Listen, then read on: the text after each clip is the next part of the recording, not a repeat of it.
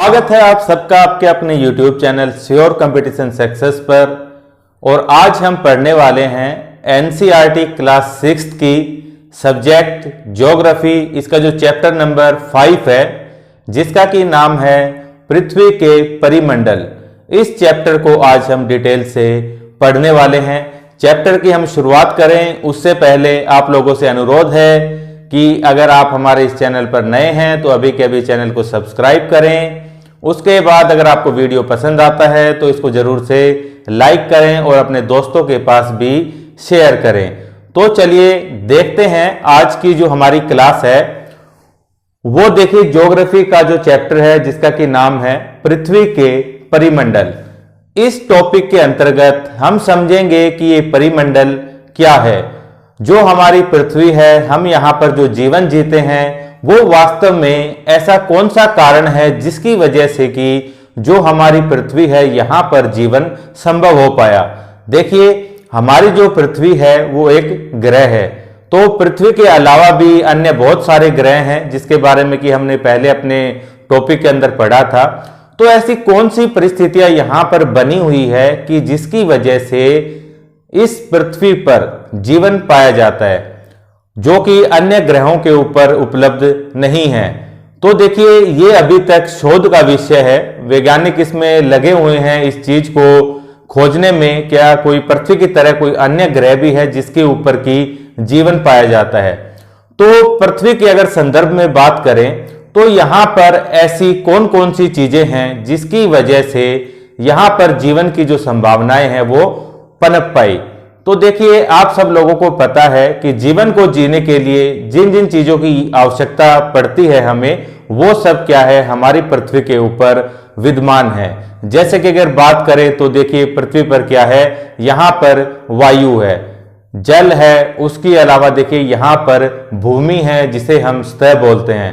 तो इन चीजों की वजह से ही क्या है कि हम यहां पर अपने जीवन को जी पाते हैं। तो देखिए अगर बात करें पृथ्वी के जो परिमंडल है, जो हमारी पृथ्वी है या जैसे पर्यावरण की बात करें तो देखिए इसके जो महत्वपूर्ण घटक है जिन जिन से मिलकर कि हमारा जो परिमंडल बना हुआ है, अगर उसकी बात करें तो देखिए 3 महत्वपूर्ण इसके भाग हैं जिसकी वजह से कि क्या है जो हमारी पृथ्वी है यहां पर जीवन संभव है। तो देखिए अगर बात करें पहला जो भाग है उसे हम बोलते हैं स्थल मंडल। स्थल मंडल, स्थल मंडल यानी कि जो हमारी पृथ्वी की ठोस सतह है जिसके ऊपर की हम निवास करते हैं, जिसके ऊपर पेड़ पौधे उगते हैं, तो उसे क्या बोलते हैं सतह, सतह बोलते हैं। और उसी से मिलकर क्या बना है, सतह मंडल बना है। तो देखिए अगर सतह मंडल की बात करें तो ये किससे बना हुआ है, ये एक ठोस भूमि है। और इसका निर्माण कैसे हुआ है कि भाई जब पृथ्वी प्रारंभ में जब पृथ्वी का निर्माण हुआ था तो वो क्या था, एक ऐसे आग का जलता हुआ गोला था। तो बाद में क्या हुआ, धीरे धीरे करके ये ठंडा हुआ। उसके बाद यहां पर क्या था कि जो लावे का रूप था वो ठंडा होकर उसने क्या किया, यहां पर भूपर्पटी का निर्माण किया। भूमि के ऊपर का जो भाग था वहां एक पपड़ी बन गई जिसको कि क्या कहते हैं, भूपर्पटी, भूपर्पटी बोलते हैं। तो इसी भूपर्पटी का बाद में क्या हुआ, इसका अपक्षय हुआ। उसकी वजह से क्या हुआ, यहां पर जो चट्टानें थी वो देखिए जैसे धीरे धीरे टूटने लगी, कणों के अंदर तब्दील होने लगी। इसी की वजह से क्या हुआ, यहां पर जैसे मिट्टी का निर्माण हुआ। तो जो हमारी सतह है जिसे कि हम क्या बोल रहे हैं सतल मंडल, इसका निर्माण कैसे हुआ, जो भूपर्पटी की जो चट्टानें हैं उसके अलावा जो इससे निर्मित जो मिट्टी है उसकी जो पतली चादर जो बिछी हुई है उसी की वजह से हमारी भूमि का यहां पर निर्माण हुआ। उसके बाद अगर बात करें जो दूसरा महत्वपूर्ण पार्ट है वो कौन सा है, उसे हम कहते हैं जल मंडल। जल मंडल यानी कि जहां पर भी पृथ्वी का क्षेत्र जहां पर कि जल पाया जाता है तो वो कौन सा क्षेत्र हो गया, उसको जल मंडल कहा जाता है। तो अभी पढ़ेंगे इन चीजों के बारे में डिटेल से। उसके बाद देखिए जो तीसरा है उसे क्या बोल सकते हैं, उसे वायुमंडल कहा जा सकता है। वायुमंडल, वायुमंडल में क्या मिलेगा, यहां पर विभिन्न प्रकार की गैसें होंगी जो कि क्या है, हमारे जीवन को जीने के लिए एक महत्वपूर्ण आधार प्रदान करती है। जैसे कि बात करें, देखिए वायुमंडल में क्या मिलेगा, हमें ऑक्सीजन मिलेगी, और आपको पता है कि जो ऑक्सीजन है वो क्या है, जीवों के जीने का एक महत्वपूर्ण स्रोत है। इसके बिना जो जीव है उसके जीवन की कल्पना नहीं की जा सकती।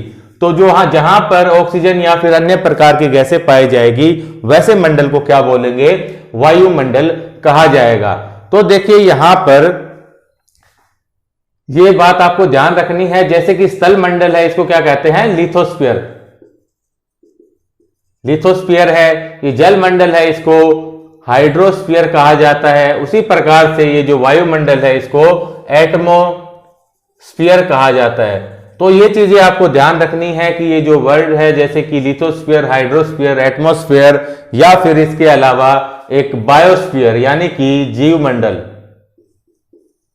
तो ये सब क्या है, ये ग्रीक भाषा के शब्दों से मिलकर बने हुए हैं। तो ये चीज ध्यान रखेंगे। उसके बाद देखिए जो ये नाम मैंने यहां लिखा है बायोस्फीयर यानी कि जीवमंडल, तो ये चीज क्या है कि देखिए ऐसा सीमित क्षेत्र जहां पर की बात करें, देखिए भूमि है, जल हो, उसके अलावा और वायु, जहां पर ये तीनों चीज मौजूद हो, तो वहां पर क्या है कि वहां पर क्या है, उसी स्थान पर जीवन पनपता है। तो उसी को ही क्या कहा जाता है, बायोस्फीयर कहा जाता है। जीवन के लिए जो चीजें आवश्यक है, भूमि, जल और वायु, ये जिस सीमित क्षेत्र के अंदर पाई जाएगी उसे ही क्या कहते हैं, बायोस्फीयर कहा जाता है, जीवमंडल कहा जाता है। तो चलिए जो भी यहां पर हमने आपको ये भाग बताए हैं, इनको अब हम एक एक करके क्या करेंगे, विस्तार पूर्वक डिस्कस करेंगे। बहुत ही महत्वपूर्ण टॉपिक है। अगर आप देखिए किसी भी एग्जाम की तैयारी कर रहे हैं तो उसके लिए क्या है, ये बहुत ज्यादा महत्वपूर्ण है। यहां से बहुत सारे प्रश्न पूछे जाते हैं और भी अन्य प्रकार के प्रश्नों को यहां से बनाए जाने की संभावनाएं निरंतर बनी रहती है। तो देखिए सबसे पहले हम बात करेंगे हमारे स्थल मंडल की। तो स्थल मंडल आप समझ गए हैं कि स्थल मंडल क्या है, कि भूमि का वह ठोस भाग जिसके ऊपर की हम लोग रहते हैं उसको ही क्या बोलते हैं, स्थल मंडल बोलते हैं। और इसका जो निर्माण है वो कैसे हुआ था, जो भूपर्पटी है, जो हमारी पृथ्वी की जो बाहरी कवरिंग है, उससे क्या हुआ, उससे चट्टानों का निर्माण हुआ, और चट्टानों का बाद में अपक्षय हुआ, यानी कि उनके अंदर टूट फूट हुई, जिसकी वजह से मिट्टी का निर्माण हुआ, और उसी की वजह से क्या हुआ, हमारी ये जो सतह है जो कि हम आज देखते हैं, इसका यहां पर निर्माण हुआ। तो देखिए अगर स्थल मंडल की बात की जाए तो यहां पर देखिए हम जो विश्व के परिप्रेक्ष्य में इस चीज को पढ़ते हैं, तो यहां पर आपको बताए गए हैं कि जो हमारी पूरी पृथ्वी है, यहां पर कितने स्थल मंडलों को, जो स्थल मंडल है, जो भूमि का क्षेत्र है, उनको देखिए 7 मेजर कॉन्टिनेंट्स यानी कि 7 महाद्वीप के अंदर डिवाइड किया गया है। तो अभी हम देखेंगे कि वो 7 जो महाद्वीप है वो कौन कौन से हैं और किस प्रकार से उनका क्रम है, यानी कि सबसे बड़ा कौन सा है और सबसे छोटा कौन सा है, और उनकी कुछ विशेषताओं के बारे में भी हम चर्चा करेंगे। तो देखिए सबसे पहले अगर बात करें तो मान लीजिए ये जो हमारा व्हाइट बोर्ड है, यहां पर ये क्या है, पृथ्वी है, ये पूरी पृथ्वी है। अभी सपोज कीजिए यहां पर किसी भी प्रकार का कोई स्थल मंडल नहीं है, यानी कि कोई भी यहां पर भूमि नहीं है। तो इसका मतलब क्या है कि ये जो पूरा व्हाइट बोर्ड है, इसको आप मान सकते हैं कि ये जो पूरा व्हाइट बोर्ड है ये जलीय क्षेत्र है, यहां पर जल भरा हुआ है, पूरे के अंदर जल है। उसके बाद देखिए अब यहां से अगर हम प्रारंभ करें तो यहां से देखिए अगर हम शुरुआत करते हैं, मैं यहां पर देखिए जो कॉन्टिनेंट्स हैं हमारे, उनको यहां पर बनाने की क्या करूंगा, कोशिश करूंगा। आप लोग भी इस प्रकार से बनाकर प्रैक्टिस करें। अगर आप जैसे इन चीजों को खुद बनाना सीख लेते हैं तो उससे क्या होगा कि इन चीजों को आप कभी भूलेंगे नहीं, और यहां से किसी भी प्रकार के अगर कोई भी क्वेश्चन आते हैं तो आप उनको बड़ी ही आसानी से क्या कर सकते हैं, हल कर सकते हैं। तो देखिए अगर बात करें तो ये मैं यहां पर क्या बना रहा हूं, हमारे महाद्वीप बनाने की कोशिश कर रहा हूं। अगर इस महाद्वीप की बात की जाए तो ये कौन सा महाद्वीप है, इसको कहा जाता है उत्तरी अमेरिका। ये कौन सा हो गया हमारा, उत्तरी अमेरिका है। उसके बाद देखिए जो उत्तरी अमेरिका है वो यहां पर किससे जुड़ा हुआ है? अगर यहां पर बात करें तो यहीं पर क्या है, देखिए यहां पर है हमारा जो जिसको क्या बोलते हैं दक्षिण का। तो ये क्या है, यहां पर है ये दक्षिण अमेरिका। दक्षिण अमेरिका यहां पर स्थित है।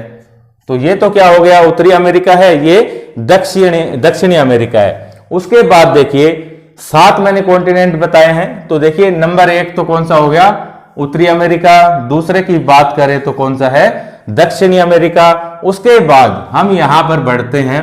उसके बाद यहां पर देखिए एक बड़ा सा महाद्वीप आप यहां पर देखते हैं। तो ये कौन सा महाद्वीप है, ये है देखिए इस प्रकार से। तो ये जो महाद्वीप मैंने बनाया है ये कौन सा है, ये है आपका अफ्रीका। अफ्रीका के बाद बात की जाए तो देखिए इसके ऊपर की तरफ यहां पर है यूरोप। तो यहां पर क्या है, देखिए इस प्रकार से ये है आपका यूरोप। ये क्या है, यूरोप महाद्वीप या फिर यूरोपियन कॉन्टिनेंट। इस प्रकार से ये यूरोप है। उसके बाद यूरोप से ही लगता हुआ कौन सा है, यहां पर विश्व का जो जिसको कहते हैं कि सबसे बड़ा महाद्वीप, जो कि कौन सा है, देखिए जिसके अंदर की हमारा जो भारत है वो भी यहां पर क्या है, शामिल है। तो ये देखिए जैसे कि हमारा इंडिया है यहां पर। तो ये कौन सा महाद्वीप है यहां पर, ये है एशिया। ये कौन सा महाद्वीप हो गया, एशिया महाद्वीप। उसके बाद देखिए एशिया का ही यहाँ पर पार्ट है जिनको गल्फ कंट्रीज बोलते हैं। तो ये एशिया हो गया। एशिया के बाद देखिए नंबर 1 उत्तरी अमेरिका, दूसरा दक्षिणी अमेरिका, तीसरा कौन सा है, अफ्रीका, चौथा यूरोप, पांचवे की अगर बात करें तो वो है एशिया, और छठा यहां पर देखेंगे हम लोग यहां पर। तो छठा कौन सा है, यहां पर देखिए ये जो आप देख रहे हैं ये है आपका ऑस्ट्रेलिया। ये क्या है, ऑस्ट्रेलिया। ये ऑस्ट्रेलिया है। उसके अलावा देखिए जो आप ये देख रहे हैं अफ्रीका, दक्षिणी अमेरिका, जो नीचे का जो क्षेत्र है काफी नीचे जाकर, तो ये क्या है यहां पर, ये अंटार्कटिका है। अंटार्कटिका दिखाई नहीं दे रहा तो आप आइडिया लगा लीजिए कि नीचे की तरफ जो सबसे नीचे का जो क्षेत्र है जिसको कि दक्षिणी ध्रुव बोलते हैं, तो ये कौन सा है, अंटार्कटिका है। और जो सबसे ऊपर की तरफ रहेगा तो वो कौन सा होगा, जो हमारा नॉर्थ पोल है यानी कि जो उत्तरी ध्रुव है, तो वहां पर क्या है, आर्कटिक। तो अगर वैसे महाद्वीप की बात करें तो देखिए यहां तक हमने पढ़ा कितने हो गए, एशिया हो गए। उसके बाद छठा जो है वो अंटार्कटिका है, और उसके बाद 7वां जो है वो कौन सा है, वो ऑस्ट्रेलिया है। तो इस प्रकार से हमारी जो पृथ्वी है उसके ऊपर इन देशों को किस रूप में डिवाइड किया गया है, इनको महाद्वीप कहा गया है, इनको क्या कहा गया है, कॉन्टिनेंट्स कहा गया है। तो सबसे बड़े महाद्वीप की अगर चर्चा की जाए कि सबसे बड़ा महाद्वीप कौन सा है, तो वो देखिए कौन सा है, वो है हमारा एशिया महाद्वीप, जिसके अंदर की क्या स्थित है, हमारा भारत भी आप देखेंगे ये इंडिया है, ये यहां पर स्थित है। किसके अंदर, एशिया महाद्वीप के अंदर। तो देखिए अब यहां पर आपको एक चीज और समझनी है, जो मैंने आपको अक्षांश रेखाएं समझाई थी वहां पर हम इनका यूज करेंगे, उसकी सहायता से कई प्रकार के प्रश्न यहां पर बनाए जाते हैं। तो देखिए यहां पर देखिए सबसे पहले अगर बात करें हमारी जो 0 डिग्री अक्षांश रेखा थी जिसको कि हम भूमध्य रेखा बोलते हैं, वो देखिए इस प्रकार से जो उत्तरी अमेरिका है यहां से निकलती है। उत्तरी अमेरिका से ये 0 डिग्री हमारी जो अक्षांश रेखा है वो यहां से निकलती है इस प्रकार से। तो ये कौन सी हो गई, 0 डिग्री अक्षांश यानी कि भूमध्य रेखा। तो भूमध्य रेखा ने क्या किया कि जो पूरा विश्व है हमारा, जो पूरी पृथ्वी है, इसको 2 बराबर भागों में बांट देती है। बताया मैंने आपको, जो ऊपर का भाग है, इससे ऊपर का 0 डिग्री अक्षांश से जो ऊपर का भाग है, इसको क्या कहा जाता है, इसको उत्तरी गोलार्ध कहा जाता है, और जो नीचे का भाग है इसको दक्षिणी गोलार्ध कहा जाता है। तो देखिए यहां पर आप कंट्री की लोकेशन या फिर कॉन्टिनेंट्स महाद्वीप है, इनकी लोकेशन को आप अच्छे से समझ सकते हैं। अगर आपसे पूछा जाए कि भाई जैसे यूरोप महाद्वीप है तो ये कौन से गोलार्ध के अंदर स्थित है, तो आप आसानी से बता देंगे अक्षांश रेखा के आधार पर कि जो यूरोप है ये कहां पर है, ये उत्तरी गोलार्ध के अंदर स्थित है। उसी प्रकार जैसे ऑस्ट्रेलिया है ये पूरी तरह से दक्षिणी गोलार्ध के अंदर स्थित है। अगर बात की जाए अफ्रीका तो भाई ये दोनों गोलार्ध के अंदर ही विस्तृत है, इसका जो विस्तार है वो उत्तरी गोलार्ध में भी है और दक्षिणी गोलार्ध में भी है। तो इसी प्रकार से आपने जो देशांतर रेखाएं समझी थी, तो देखिए ये जैसे यूरोप का ही भाग है, ये इसको क्या बोलते हैं, ब्रिटेन कहा जाता है। यहीं पर क्या है, ग्रीनविच नाम की जगह है जहां से कि क्या निकलता है, 0 डिग्री देशांतर रेखा यहां से निकलती है। कौन सी 0 डिग्री देशांतर, तो 0 डिग्री जो देशांतर है वो क्या करती है, देखिए जो हमारा ग्लोब है मान लीजिए गोलाकार है, तो इसका जो इस तरफ का भाग है पूर्वी भाग, तो इसका मतलब क्या हो गया कि पूर्वी गोलार्ध और ये जो हिस्सा है ये क्या है, पश्चिमी गोलार्ध। तो यहां से जो इंपॉर्टेंट क्वेश्चन बनते हैं एग्जाम में, तो देखिए एक तो इस चीज का पता होना चाहिए कि भाई कोई भी जो कंट्री है उसकी लोकेशन क्या है। तो यहां से अगर आपसे पूछा जाए कि जो एशिया है महाद्वीप, इसकी लोकेशन की अगर बात की जाए कि कहां पर है, तो आप लोग आसानी से बता सकते हैं कि ये कहां पर है। देखिए एक तो उत्तरी गोलार्ध के अंदर स्थित है, उसके अलावा अगर बात की जाए तो पूर्वी गोलार्ध के अंदर, तो इसकी पोजीशन क्या हो गई, उत्तरी गोलार्ध और पूर्वी गोलार्ध के अंदर है। तो इस प्रकार से ये हो गया। उसके बाद देखिए ये तो बात की हमने 0 डिग्री जो अक्षांश है जिसको कि हम क्या बोलते हैं, विषुवत रेखा बोलते हैं। उसके बाद देखिए जो दूसरी रेखा थी जिसका कि क्या नाम था, कर्क रेखा, जो कि मकर रेखा, नीचे वाली कौन सी है, मकर रेखा, जिसको कि हम ट्रॉपिक ऑफ कैप्रिकॉर्न भी कहते हैं। तो ये वाली है वो रेखा। अगर इसके बात की जाए कि ये भाई कौन सा अक्षांश था, ये था हमारा 23.5 डिग्री दक्षिणी अक्षांश, इसी को ही क्या बोलते हैं, ट्रॉपिक ऑफ कैप्रिकॉर्न यानी कि मकर रेखा। तो ये मकर रेखा यहां से गुजर रही है। उसके अलावा अन्य जो महत्वपूर्ण हमारी जो अक्षांश था उसका क्या नाम था, इसी तरह से जो यहां से निकल रहा है 23.5 डिग्री उत्तर की तरफ से, ये थोड़ा नीचे से लेंगे, 23.5 डिग्री अगर उत्तर की बात की जाए तो देखिए यहां से जो निकल रहा है अक्षांश उसको क्या बोलते हैं, उसको कहा जाता है 23.5 डिग्री उत्तरी अक्षांश, इसी को क्या कहते हैं, कर्क रेखा यानी कि ट्रॉपिक ऑफ कैंसर इसको नाम दिया जाता है। तो देखिए ये जो रेखाएं हैं इन्हीं के आधार पर बहुत ज्यादा इंपॉर्टेंट क्वेश्चन यहां से बनाए जाते हैं। जैसे कि एक बहुत ही पॉपुलर क्वेश्चन है कि ऐसा कौन सा कॉन्टिनेंट है, कौन सा ऐसा महाद्वीप है जहां से कि तीनों ही रेखाएं यानी कि विषुवत रेखा और कर्क रेखा, मकर रेखा, तीनों जिसके अंदर से होकर गुजरती है। तो यहां पर देखिए अगर आप मैप के बारे में जानकारी रखते हैं तो आप आसानी से बता पाएंगे कि देखिए अफ्रीका जो है वो एकमात्र ऐसा महाद्वीप है जिसके अंदर से कि क्या है, ये तीनों रेखाएं जैसे कि मकर रेखा, विषुवत रेखा और कर्क रेखा तीनों ही यहां से गुजर रही है। और कर्क रेखा जो है वो देखिए यहां से जो हमारा इंडिया है यहां से भी गुजर रही है। तो देखिए इन चीजों की को जैसे आप रटते हैं तो रटने की बजाय आप जैसे ये मैप बनाने की प्रैक्टिस कीजिए, इन चीजों को सही प्रकार से बनाने की आप कोशिश करें तो आपको रटने की जरूरत नहीं पड़ेगी। ये सब चीजें जो है इनसे संबंधित जो भी बेसिक है वो कॉन्सेप्ट जो है वो आपका क्लियर हो जाएगा और यहां से किसी भी प्रकार का कोई भी क्वेश्चन बनाया जाए तो आप उसका आसानी से जवाब दे पाएंगे। तो देखिए ये तो मैंने बात की जो 3 हमारी महत्वपूर्ण जो अक्षांश थे जो कि यहां से गुजरते हैं उनके बारे में। तो देखिए अब हम एक एक महाद्वीप को लेते हैं और हमारी बुक के हिसाब से जितना सिलेबस के अंदर बताया गया है उतना डिस्कस करते हैं। वैसे तो देखिए हर एक जो कॉन्टिनेंट है उससे एक पूरा अलग से चैप्टर बनाया जा सकता है, लेकिन हम पढ़ेंगे सिर्फ जो हमारी एनसीईआरटी है 6th क्लास की, उसी के संदर्भ में हम पढ़ रहे हैं। तो उतनी ही जानकारी यहां पर दी जाएगी जितना कि वहां पर बताया गया है। तो यहां पर देखिए अगर हम बात करें कि सबसे बड़ा महाद्वीप कौन सा है और सबसे छोटा महाद्वीप कौन सा है, तो ये नंबरिंग पहले मैंने ऐसे ही की थी। तो यहां पर आप देखिए हम बढ़ेंगे सबसे पहले बड़े से छोटे की तरफ। तो देखिए अगर सबसे बड़े महाद्वीप की बात की जाए तो सबसे बड़ा जो महाद्वीप है वो कौन सा है, वो हमारा एशिया महाद्वीप है, जिसके अंदर की हमारा भारत देश स्थित है। तो देखिए ये है हमारा क्या, एशिया महाद्वीप। एशिया की अगर बात करें तो सबसे इंपॉर्टेंट पॉइंट एक तो क्या हो गया कि ये क्या है, सबसे बड़ा है, सबसे बड़ा क्या है, ये महाद्वीप है।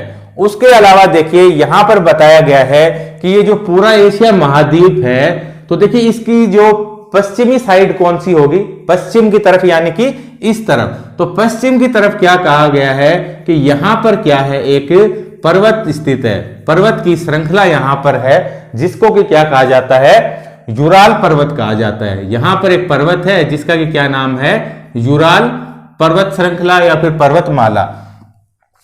अब जो यूराल पर्वत है ये क्या करता है कि एशिया को यूरोप से अलग करने का काम करता है, विभाजक का काम करता है, इन दोनों कॉन्टिनेंट्स को, महाद्वीपों को ये बांटने का काम करता है। देखिए यूरोप और एशिया, इस प्रकार से इसने क्या किया, इनको बांट दिया।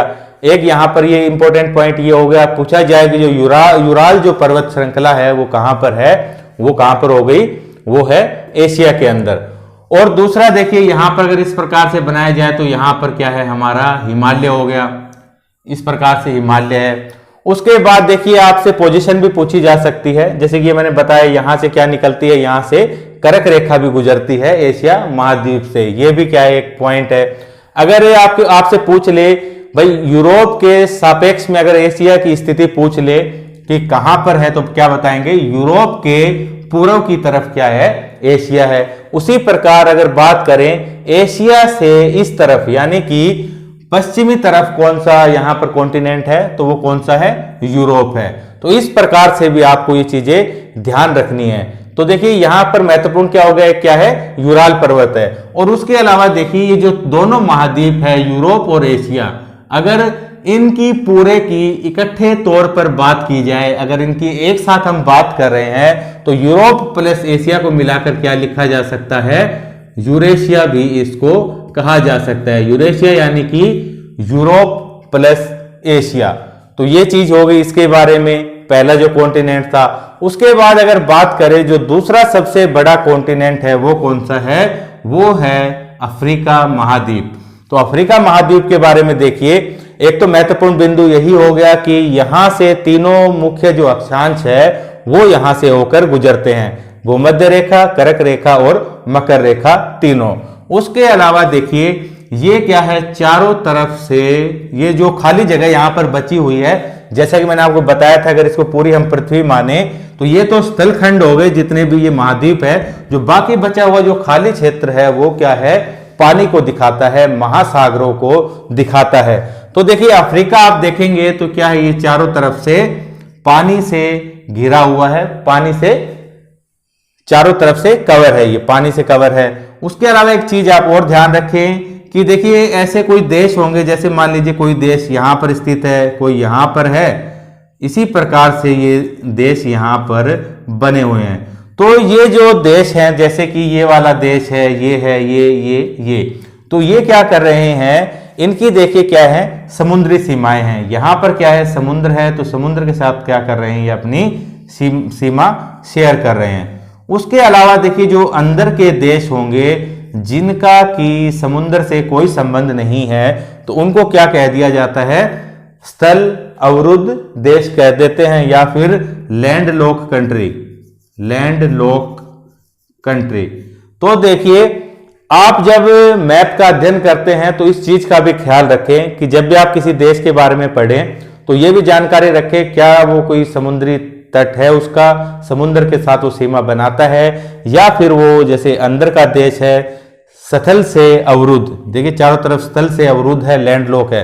इस प्रकार के क्वेश्चन भी काफी पूछे जाते हैं कि कौन सा देश जो है वो लैंड लॉक कंट्री है, तो ये चीज आप ध्यान रखें। उसके अलावा अगर बात करें जो अफ्रीका कॉन्टिनेंट है, तो यहां पर देखिए जो इसका उत्तरी क्षेत्र है पूरी तरह से क्या है, वो एक रेगिस्तान से कवर है, जिसको कि क्या कहा जाता है, सहारा मरुस्थल कहा जाता है।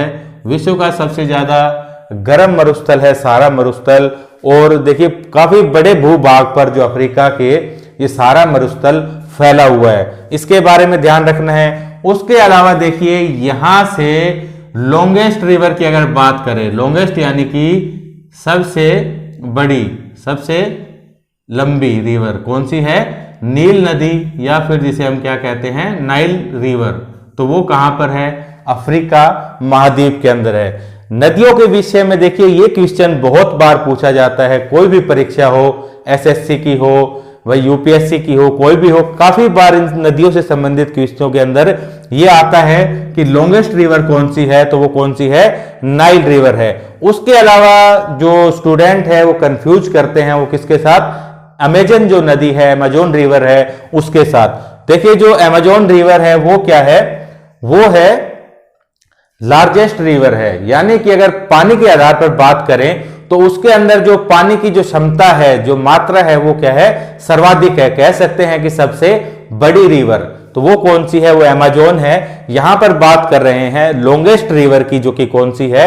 Nile river. और कहां पर है ये? अफ्रीका महाद्वीप पर है। और अफ्रीका महाद्वीप पर देखिए ये जो यहां पर कुछ कंट्री मिलाकर इस प्रकार की स्ट्रक्चर बना रहे हैं। देखिए ये जो इस प्रकार से स्ट्रक्चर, जैसे कि जो गैंडा होता है, राइनोसोर्स होता है, उसका जो सींग होता है, उस प्रकार की यहां पर स्ट्रक्चर का निर्माण किया गया है। तो इसी को कई बार क्या लिख दिया जाता है? हॉर्न ऑफ अफ्रीका भी इसको कह देते हैं, हॉर्न ऑफ अफ्रीका इसको कह दिया जाता है। तो इतनी ही चीजें देखिए दी गई है आपकी बुक में अफ्रीका के बारे में। पढ़ने के लिए बहुत कुछ है, लेकिन बुक के हिसाब से अभी हम लोग चल रहे हैं। उसके बाद देखिए पहला कौन सा था सबसे बड़ा? एशिया। उसके बाद ये था अफ्रीका। अगर तीसरा जो सबसे बड़ा जो कॉन्टिनेंट अगर उसकी बात की जाए तो वो कौन सा है? ये है उत्तरी अमेरिका। उत्तरी अमेरिका जो है ये क्या है? सबसे तीसरा जो है सबसे बड़ा कॉन्टिनेंट है। तो अगर इसकी बात की जाए, यहां पर इसकी अगर बात करें तो देखिए यहां पर ये किसके साथ सीमा शेयर करता है अपना? किसके साथ ये यहां पर जुड़ता है? दक्षिणी अमेरिका के साथ जुड़ता है। और अगर आप ध्यान से देखेंगे तो देखिए जुड़ा किसके द्वारा हुआ है? यहां पर ये क्या है? भूमि ही है। यहां पर क्या है? एक पतला भूमि का क्षेत्र है जो कि क्या कर रहा है? यहां पर भूसंधि का निर्माण कर रहा है। भूसंधि, एक जल संधि होती है, ये कौन सी है? भूसंधि है, जो कि क्या काम कर रही है? भूसंधि क्या है? एक पतला जो है स्थलीय क्षेत्र है, स्थल मार्ग का क्षेत्र है, जो कि दो बड़े भूभाग को जोड़ने का काम यहां पर करता है। तो देखिए ये जो भूसंधि है, जिसको कि क्या कहते हैं? पनामा। पनामा भूसंधि इसको कहा जाता है। तो पनामा जो भूसंधि है ये क्या कर रही है? यहां पर ये उत्तरी अमेरिका को दक्षिणी अमेरिका के साथ जोड़ने का काम कर रही है। तो यहां पर देखिए एक चीज निकल कर और आती है। भूसंधि तो क्या हो गई? एक पतला भूमि का क्षेत्र जो कि क्या करता है? दो बड़े भूखंडों को आपस में जोड़ने का काम करता है, जैसे इन दोनों भूखंडों को जोड़ दिया। उसके अलावा देखिए अभी जो हमने नाम लिया था जल संधि, अगर जल संधि का हम एग्जाम्पल लें कि जल संधि क्या होती है, तो जल संधि क्या है? एक संकरा जल का क्षेत्र जो कि दो बड़े जल क्षेत्रों को क्या करता है? आपस में मिलाने का काम करता है। तो यहां पर देखिए जिस प्रकार से ये हमारा भारत है और यहां पर क्या स्थित है? ये श्रीलंका है। यहां पर ये क्या है? श्रीलंका है। तो जो श्रीलंका और जो भारत आपस में जुड़े हुए हैं, तो यहां पर कौन सी जल संधि है? जल संधि यानी कि जल का एक क्षेत्र क्या करेगा? दो बड़े जल क्षेत्रों को मिलाने का प्रयास करेगा। तो यहां पर क्या बनी? जल संधि बनी। इसी जल संधि को क्या कहते हैं? पाक जल संधि के नाम से जाना जाता है। PALK, पाक स्ट्रेट कहा जाता है इसको। पाक जल संधि हो गई। तो ये चीज आप समझ गए। उसके अलावा देखिए उत्तरी अमेरिका की हम बात कर रहे थे, तो यहां पर देखिए बस इसी प्रकार की बातें बताई गई है कि उत्तरी अमेरिका के दक्षिण में कौन सा कंट्री है? यहां पर है दक्षिणी अमेरिका। अगर पूर्व के बारे में पूछा जाए तो आप बता सकते हैं कि यहां पर यूरोप है। इस प्रकार से अगर लोकेशन की बात की जाए तो कहां पर है? ये उत्तरी गोलार्ध के अंदर है। इस प्रकार से देखेंगे तो पश्चिमी गोलार्ध के अंदर है। और यहां से बात की जाए तो देखिए कौन कौन सी जो लाइन है वो यहां से गुजर रही है? ये 0 डिग्री भूमध्य रेखा भी यहां से गुजर रही है। उसके अलावा बात करें तो कर्क रेखा भी जो है वो यहां से गुजरती है। तो ये चीजें आपको क्या करनी है, याद रखनी है। उसके बाद देखिए जो चौथे नंबर पर आता है हमारा, वो कौन सा है, दक्षिण अमेरिका। तो दक्षिण अमेरिका के बारे में बता दिया कि पूर्व में क्या है, उत्तरी अमेरिका है। उसके अलावा एक विशेषता क्या है, यहां पर देखिए विश्व की सबसे लंबी जो पर्वत श्रृंखला है, जिसको कि क्या कहते हैं, एंडीज। एंडीज जो पर्वतमाला है वो यहां पर क्या है, इसी दक्षिणी अमेरिका के अंदर यहां पर स्थित है। ये चीज याद रखनी है। और उसके अलावा जो मैंने आपको बताई थी अभी, लार्जेस्ट रिवर, लॉन्गेस्ट तो कौन सी है, नील नदी। लार्जेस्ट की बात की जाए कि सबसे बड़ी, तो वो कौन सी है, वो अमेजन नदी है। देखिए जो कि यहां से निकलती है, ठीक है, कौन सी है, अमेजन। अमेजन नदी यहां से निकलती है, ये चीज याद रखनी है। उसके अलावा यहां पर जैसे कि देखिए वो कैरिबियन कंट्री हो गए यहां पर, तो ये सब चीजें याद रखनी है। उसके बाद अगर आगे बढ़े तो देखिए कौन सा है, उसके बाद जो बड़ा महाद्वीप है वो कौन सा है, अंटार्कटिका महाद्वीप है यहां पर, अंटार्कटिक। तो अंटार्कटिक जो है वो नीचे नीचे है, साउथ पोल की तरफ है। वहां पर क्या है, बहुत ज्यादा ठंडा मौसम रहता है, 12 महीने आप देखेंगे वहां पर बर्फ से वो आच्छादित रहता है, बहुत ज्यादा बर्फ पाई जाती है। अगर जीवन की बात करें तो देखिए जो सामान्य परिस्थितियां हैं, जो जीवन की जो हम यहाँ पर जी रहे हैं, वो वहां पर संभव नहीं है। तो इससे कह सकते हैं कि वहां पर देखिए लोग वगैरह तो क्या है, निवास नहीं कर सकते, लेकिन वहां पर अलग अलग देशों ने क्या कर रखे हैं, अपने शोध केंद्र स्थापित कर रखे हैं। शोध केंद्र यानी कि वहां पर वो रिसर्च वगैरह करते रहते हैं। तो अगर भारत की बात की जाए तो इसी अंटार्कटिका के अंदर भारत ने भी अपने 2 शोध केंद्र स्थापित किए हैं, जिसका कि नाम आपसे पूछे तो देखिए कौन कौन से हैं यहां पर। एक तो है मैत्री और दूसरा है दक्षिण गंगोत्री, दक्षिण गंगोत्री। तो ये 2 जो है यहां पर रिसर्च सेंटर भारत के द्वारा यहां पर स्थापित किए गए हैं। उसके बाद देखिए अगर बात करें जो अब जिस प्रकार से क्रम से हम आगे बढ़ रहे हैं, तो अंटार्कटिका, उसके बाद है फिर यूरोप। तो यूरोप के बारे में मैंने आपको बताया कि जो यूराल पर्वत है वो क्या करता है, यूरोप को एशिया से अलग करता है। उसके अलावा देखिए इसकी पोजीशन की बात की जाए तो ये कहां पर है, एशिया के पश्चिम की तरफ है। और देखिए यहां से अगर बात की जाए तो कौन सी जो है महत्वपूर्ण रेखा यहां से गुजरती है, तो देखिए कर्क रेखा तो नहीं, यहां से जो हमने पढ़ा था ना, एक 66.5 डिग्री, जो 66.5 डिग्री उत्तरी अक्षांश हमने पढ़ा था, जिसको कि क्या कहते हैं, आर्कटिक वर्त कहते हैं। तो जो आर्कटिक वर्त है वो यहां से गुजरता है, कहां से, यूरोप से, यूरोप से गुजरता है। तो देखिए यूरोप की जो हम हिस्ट्री के अंदर टॉपिक पढ़ते हैं, जैसे यूरोपियों का भारत में आगमन, तो वो यही यूरोप है। देखिए यहीं से ही क्या हुआ था, भारत के अंदर उनका आगमन हुआ था। तो ये है हमारा यूरोप। उसके बाद अगर बात करें ऑस्ट्रेलिया की, तो ऑस्ट्रेलिया से देखिए महत्वपूर्ण जो अक्षांश गुजरता है वो कौन सा है, मकर रेखा, ट्रॉपिक ऑफ कैप्रिकॉर्न यहां से गुजरता है। और पूरी तरह से क्या है, ये एक ही देश यहां पर स्थित है। बाकी कॉन्टिनेंट में क्या है कि दुनिया भर के देश यहां पर शामिल होते हैं, फिर एक कॉन्टिनेंट का निर्माण करते हैं। लेकिन ऑस्ट्रेलिया के अंदर क्या है, एक ही देश है जिसका कि नाम क्या है, ऑस्ट्रेलिया। और चारों तरफ से ये पानी के अंदर घिरा हुआ है। इसको देखिए क्या कह देते हैं, आइलैंड कॉन्टिनेंट भी कह दिया जाता है, आइलैंड कॉन्टिनेंट। यानी कि जो क्या कहेंगे, ये महाद्वीप तो है ये, इसके अलावा क्या है, ये एक आइलैंड है, यानी कि द्वीपीय महाद्वीप इसको कह दिया जाता है। तो ये तो था देखिए स्थल मार्ग के बारे में।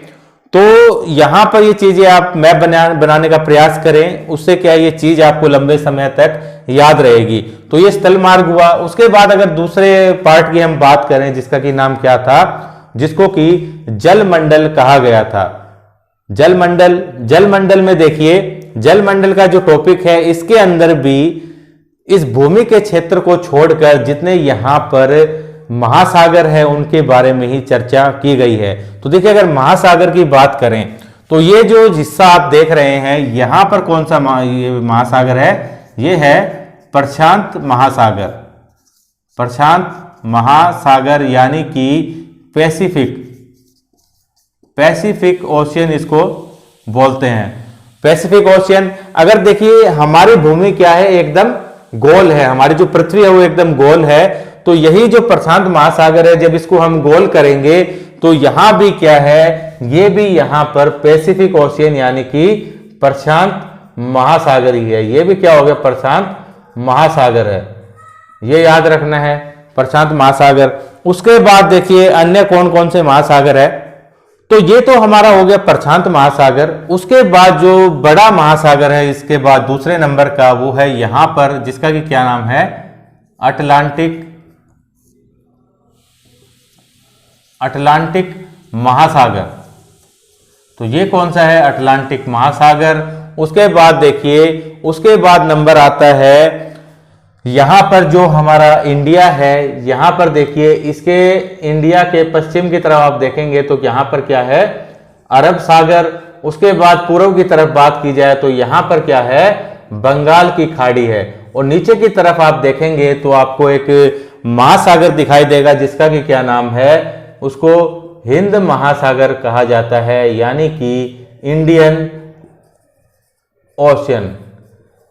एकमात्र ऐसा महासागर जिसका कि नाम किसी देश के ऊपर रखा गया है, वो कौन सा है, इंडियन ओशियन। उसके बाद देखिए हिंद महासागर। उसके बाद जो दक्षिणी जो ध्रुव था वहां पर क्या था, एक कॉन्टिनेंट जिसका क्या नाम था, अंटार्कटिक। उसके बाद देखिए उसके ऊपर का जो क्षेत्र है, जलीय क्षेत्र, उसका क्या नाम दिया गया है, उसको दक्षिणी महासागर कहा गया है, दक्षिणी महासागर यहां पर है। उसके बाद जो उत्तरी ध्रुव हो गया, यहां पर जो समुद्र है जो कि उत्तरी ध्रुव को चारों तरफ से कवर करता है, उसको क्या कहते हैं, आर्कटिक महासागर, या फिर आर्कटिक सर्कल वगैरह भी, आर्कटिक महासागर इसको कहा जाता है। तो यहां पर देखिए अगर बात की जाए कि सबसे बड़ा और सबसे छोटा, मैंने आपको बता दिया, तो इसको याद रखने की एक ट्रिक है। देखिए PAISA, पैसा जो लिखते हैं हम, पैसा। तो यहां पर देखिए P जो है वो क्या है, पैसिफिक ओशियन। पैसिफिक ओशियन प्रशांत महासागर दोनों तरफ से है। अगर इसको हम मिलाएंगे, गोल करेंगे, तो जो प्रशांत महासागर है वो एक गोलाकार आकृति का निर्माण करता है, गोलाकार है शेप में। उसके बाद दूसरा जो है वो कौन सा है, अटलांटिक महासागर, जो कि आप यहां देख सकते हैं। तो ये देखिए एक एस प्रकार की आकृति का निर्माण करता है। आप इस प्रकार से बनाएंगे तो क्या बनेगा, एस बनता है, तो इसका निर्माण करता है, ये दूसरे नंबर का है। उसके बाद है आई, यानी कि इंडियन ओशियन, हिंद महासागर, भारत देश के ऊपर इसका नाम रखा गया है। उसके बाद जो चौथा है वो कौन सा है, साउथ ओशियन, यानी कि दक्षिणी महासागर। उसके बाद ए, यानी कि आर्कटिक महासागर। तो इस प्रकार से आपको क्या करना है, ये चीजें याद रखनी है। तो ये इससे महत्वपूर्ण मैंने आपको बता दिया सब। तो उसके बाद देखिए हमारा स्थल मंडल हो गया, जल मंडल हो गया। अगर तीसरे पार्ट की बात की जाए तो वो कौन सा है, उसको वायुमंडल कहा जाता है। तो वायुमंडल देखिए क्या चीज होती है, तो हमारी जो पृथ्वी है यहां पर आप लोगों को पता है कि क्या है, विभिन्न प्रकार की गैसें पाई जाती हैं।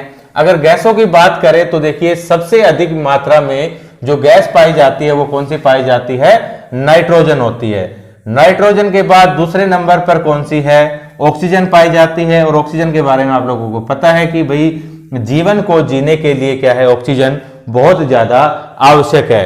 तो देखिए जो नाइट्रोजन की अगर बात करें, सबसे पहले कौन सा हो गया, नाइट्रोजन अधिक मात्रा में पाई जाती है। कितनी वही पाई जाती है, 78% के करीब नाइट्रोजन पाई जाती है। उसके बाद अगर बात करें ऑक्सीजन की, ऑक्सीजन जो है वो कितनी पाई जाएगी, ऑक्सीजन कितनी पाई जाएगी, देखिए ये पाई जाती है 21% ऑक्सीजन। उसके अलावा जो अन्य गैस यहां पर बच गई, जैसे कि कार्बन डाइऑक्साइड है, मीथेन है या ओजोन है, कोई भी अन्य प्रकार की गैस है, वो कितनी है, वो सिर्फ और सिर्फ 1% पाई जाती है। तो ये चीजें पता होनी चाहिए आपको। देखिए जैसे कि कार्बन डाइऑक्साइड वगैरह, उसकी मात्रा क्या है वातावरण के अंदर, बहुत ज्यादा यानी कम है, लेकिन फिर भी देखिए वो क्या है, बहुत ज्यादा हानिकारक है। हालांकि पौधों को जीने के लिए ऑक्सीजन, इसकी कार्बन डाइऑक्साइड की आवश्यकता होती है, लेकिन ये क्या करती है, कि सूर्य से जो प्रकाश पृथ्वी पर आता है उसको वापस नहीं जाने देती, उसको एब्जॉर्ब कर लेती है, जिसकी वजह से क्या होता है कि निरंतर जो हमारी पृथ्वी है उसका तापमान बढ़ता रहता है, जिसको कि ग्रीन हाउस इफेक्ट बोलते हैं। तो ये क्या है, ग्रीन हाउस गैस है कार्बन डाइऑक्साइड, इसलिए क्या है ये खतरनाक है। और कारण वगैरह पता है कि पॉल्यूशन की वजह से क्या है ये हमारे वातावरण के अंदर आती है। तो ये चीज याद रखनी है। ये वातावरण की क्या थी, हमारे जो एटमॉस्फेयर था, जो वायुमंडल था, उसकी कंपोजिशन थी। उसके बाद देखिए आपको कुछ यहाँ पर जो वायुमंडल की महत्वपूर्ण लेयर्स भी बताई गई है कि कौन कौन सी परतें जो हैं वायु की वो पाई जाती है। तो देखिए अगर परतों की बात की जाए तो देखिए कौन कौन सी परतें पाई जाती है। जैसे कि जो हमारी पृथ्वी है ये मान लीजिए उसका क्या है, स्थल है, सतह है, यहाँ पर इसको हम क्या मान लेते हैं, जैसे कि 0 किलोमीटर इसको मान लेते हैं, स्थल कोई भी है। उसके बाद देखिए अगर स्थल से 0 से लेकर हम चलते हैं कितना, 0 से 18 किलोमीटर तक जाएंगे हम। 0 से लेकर आप आ गए हैं ऊपर कहां तक, 18 किलोमीटर तक आप आ गए हैं। तो यहां पर क्या है, वायुमंडल के अंदर एक लेयर पाई जाएगी जिसे कि क्या कहते हैं, इसे कहते हैं क्षोभ मंडल।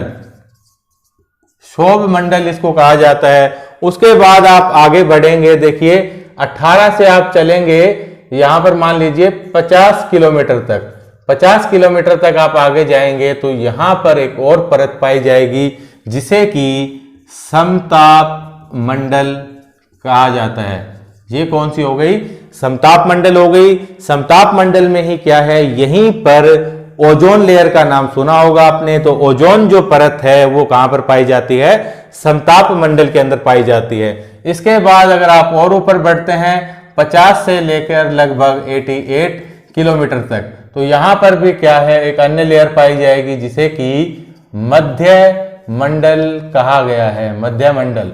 उसके बाद देखिए 88 से लेकर ऊपर 400 किलोमीटर तक, 400 किलोमीटर तक एक अन्य लेयर है जिसे कि आयन मंडल कहा गया है। ये क्या है, आयन मंडल है। यहां पर क्या है, जो भी गैसें हैं वो आयन के रूप में पाई जाती है, जैसे कि भाई प्लस माइनस जिसमें चार्ज रहता है उस प्रकार से पाई जाती है। उसके बाद 400 किलोमीटर से ऊपर आप जैसे 1000 किलोमीटर तक जाएंगे तो इसको क्या कह देते हैं, परत को बहिर्मंडल इसको कहा जाता है। तो ये चीज आपको याद रखनी है।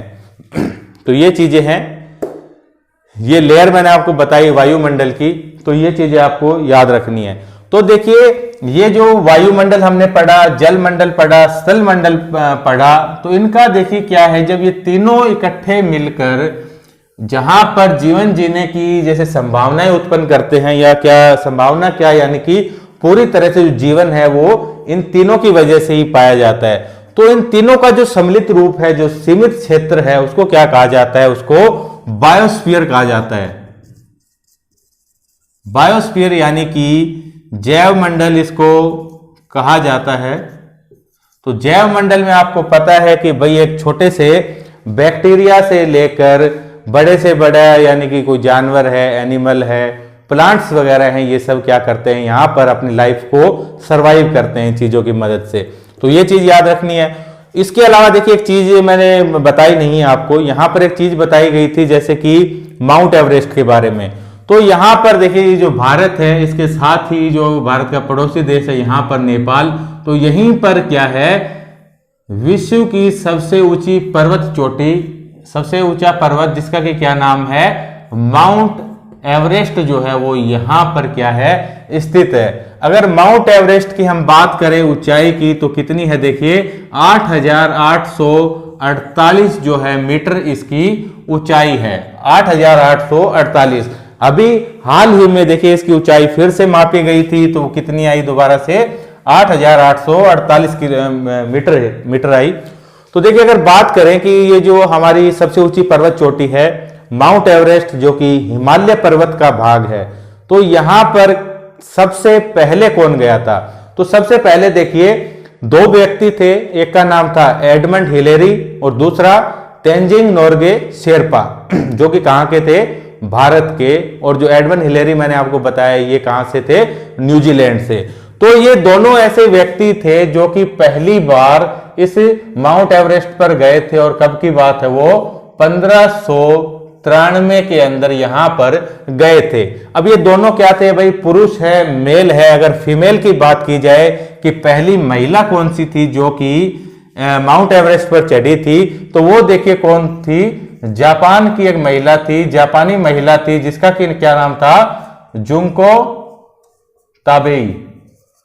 जुंको ताबेई था। इसने क्या किया था, ये पहली बार माउंट एवरेस्ट पर चढ़ी थी। अगर बात की जाए कि भाई कौन से सन में चढ़ी थी, तो वो कौन सा था, 1975 की बात है, 1975 में चढ़ी थी। अगर पूछा जाए कि क्या कोई भारतीय महिला भी कभी माउंट एवरेस्ट पर चढ़ी है, तो अभी तो देखिए दुनिया भर की चढ़ी है, लेकिन सबसे पहली महिला कौन सी थी जो कि माउंट एवरेस्ट पर गई थी, भारतीय महिला, तो वो थी बछेंद्री पाल। तो बछेंद्री पाल कौन है, एक भारतीय महिला है जो कि माउंट एवरेस्ट पर जाने वाली पहली भारतीय महिला है। और ये कब गई थी, देखिए 1984 पर इसने क्या किया था, 1984 में माउंट एवरेस्ट की चढ़ाई की थी। तो ये चीज थी एक इंपॉर्टेंट। उसके अलावा ये तो क्या था, देखिए हमारी भूमि का स्तंभ का क्या था, सबसे ऊंचा पॉइंट था माउंट एवरेस्ट। अगर बात की जाए कि भाई समुद्र के अंदर भी, महासागर के अंदर भी क्या इस प्रकार का कोई सबसे गहरा पार्ट है, तो वो कौन सा है, उसको बोलते हैं मरियाना गर्त।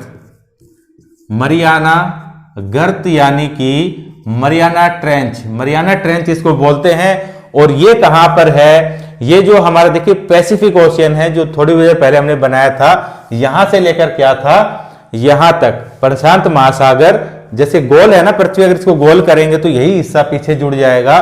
तो जो प्रशांत महासागर है, इसी के अंदर देखिए यहां एक है मरियाना ट्रेंच, यानी कि ये प्रशांत महासागर के यहीं पर क्या है, मरियाना ट्रेंच है। वो क्या है, महासागर का सबसे गहरा गड्ढा है, गर्त है।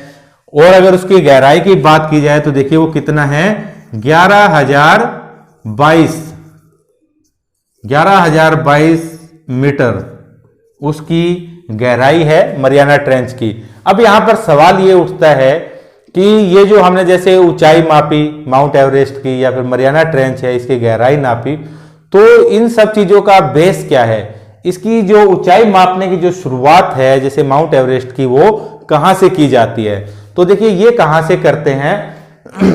अब इसके लिए एक क्या है, एक पॉइंट की जरूरत है कि जहां से शुरुआत की जा सके।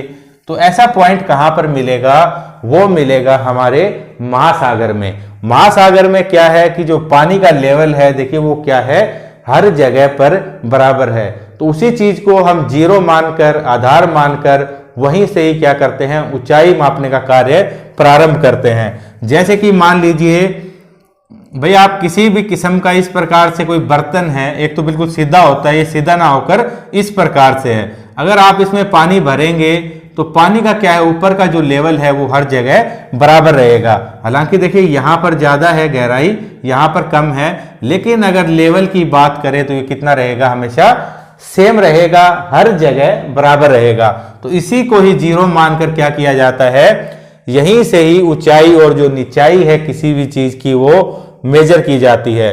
तो जैसे मान लीजिए ये आधार हो गया, और यहीं से क्या है, जैसे कि ये माउंट एवरेस्ट है, तो यहां से तो इसकी ऊंचाई यहां से मेजर की गई तो कितनी है, 8,848 मीटर के अंदर इसकी ऊंचाई है। और वहीं मान लीजिए ये पैसिफिक ओशियन के अंदर ये क्या है, नीचे गहरा एक गड्ढा है, मान लीजिए क्या है, पैसिफिक ओशियन। तो ये जो गहरा गड्ढा है ये क्या है, मरियाना ट्रेंच है, और इसकी जो गहराई है 11,022 मीटर, वो इस प्रकार से माप ली जाती है, मेजरमेंट कर लिया जाता है। तो देखिए फ्रेंड्स, ये था आज का हमारा टॉपिक, बहुत ज्यादा इंपॉर्टेंट टॉपिक है, तो इसको आप ध्यान से समझ लीजिएगा। इसके अलावा आप एक चीज और यहां पर ध्यान रखेंगे, जैसे कि यहां पर आप देख रहे हैं ये जो सीमा है, ये क्या है, यहां से बहुत ज्यादा कटी फटी है, जो कि समुद्र को, महासागर को टच कर रही है। तो इस प्रकार की जो सीमा होती है कटी फटी, उसको क्या कहते हैं, दंतुरित। दंतुरित इसको सीमा कहा जाता है। तो ये यहां पर इनका जैसे यहां पर यूज क्या है कि ये जो बीच के क्षेत्र हैं जिसको कि काफी कटे फटे हैं, यहाँ पर क्या है, बड़े बड़े बंदरगाह बनाए जाते हैं जहां पर कि जो समुद्री जहाज है उनके रुकने के लिए क्या है, एक उपयुक्त जगह है। तो इसको क्या कहते हैं भाई, दंतुरित सीमा इसको कहा जाता है। एक जल मंडल से भी जुड़ा हुआ एक फैक्ट रह गया था, उसको भी आप लोग समझ लें अभी, कि देखिए हमारी जो पूरी पृथ्वी है तो वहां पर आप देखेंगे कि जो स्थान, हमारी इस पूरी पृथ्वी पर जितना भी पानी पाया जाता है उसके अंदर से देखिए 97.5% क्या है, महासागरों के अंदर है, और बाकी का जो बचा हुआ सिर्फ और सिर्फ कितना है, 2.5% है। ये क्या है, ये केवल ऐसा वाटर है जो कि पीने योग्य है, जिसको कि हम काम में ले सकते हैं, यानी कि अलवणीय जल, यानी कि मीठा पानी है ये, इसको हम काम में लेते हैं। और ये जो 97.5% पानी है जो कि महासागरों में है, तो ये क्या है, बहुत अधिक लवणीय है, बहुत ज्यादा खारा है नमक की वजह से। तो ये जो है हमारे किसी भी प्रकार से उपयोग में नहीं आता है।